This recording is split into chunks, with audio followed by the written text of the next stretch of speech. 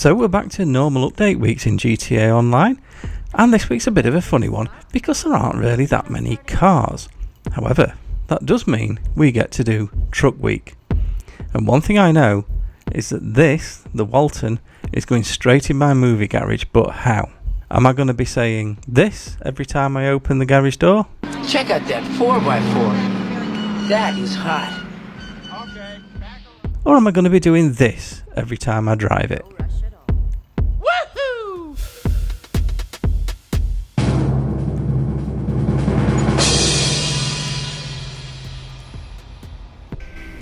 Well, I'm not the kind to kiss and tell, but I've been seen with Farrah. Yeah, that wasn't much of a choice, was it?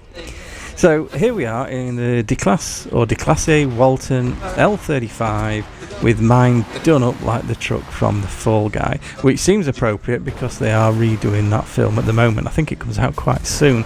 I haven't seen any trailers, but I'm hoping this truck's in it. It's got to be in it, surely it's got to be in it. I die for living in the movies and TV. So what about the one in the game?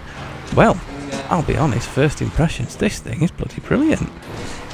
It drives really well. I mean, to start with, it makes a great noise. I mean, just have a listen to this.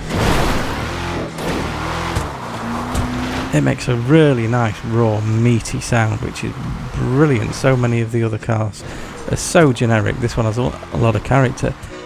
And then that's how it drives off-road, and it is really, really capable. If you watch, it just powers up the side of here, and then again up the side of here, making that fabulous noise all the way. Nothing seems to phase this thing. And one of the things you may have noticed, and you'll see again in a minute, is that this is another car, and I think I said this about the Helion. This is really easy to control in the air. Now, let's put your physics head to one side for a minute and ignore the fact that none of that should work anyway. But some of the cars, when they take off, there's not much you can do with them. This is really pretty good. So now on the road, and what's it like on the road? Do you know what? When you get on the road, it's still good. It feels nimble, the handling's good. I mean, it's not perfect, obviously, it's a truck. It's going to be slightly different, but it's not too understeery. As you'll see on some of the other reviews I'm doing this week, some of the other trucks have terrible handling, whereas this is actually really, really nice. It's not ridiculously huge, which is great, because that means you can actually get it through traffic, although the traffic section of the across the map is always particularly difficult. Downforce, I mean, there's no downforce to speak of, but you can't really go fast enough for it to matter anyway. But in off-road races, I think you'll do really pretty well in this, and here's another example of how controllable this thing is in the air.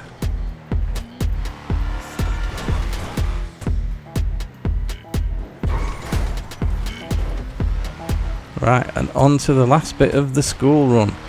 So this bit is always really, really difficult because it's tight, it's twisty. Some of the off-roaders that don't handle well really come unstuck here.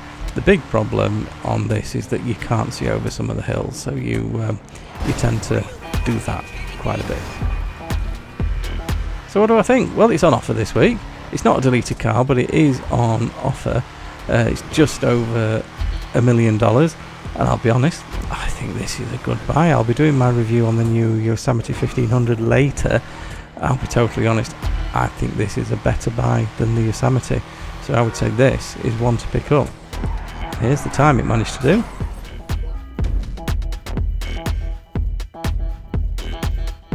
And here's where it sits on the Lapboard. We're really starting to build up this across the Lapboard now, which is great. If you want to race this map, I would recommend it. It's great fun. There is a link in the description. Unfortunately, they are still PS5 only, but if you know anyone that's happy to help get these things created on PC or Xbox, that would be awesome. Just get in touch. I hope you're all doing well. Take care of yourselves, and I'll see you in the next one.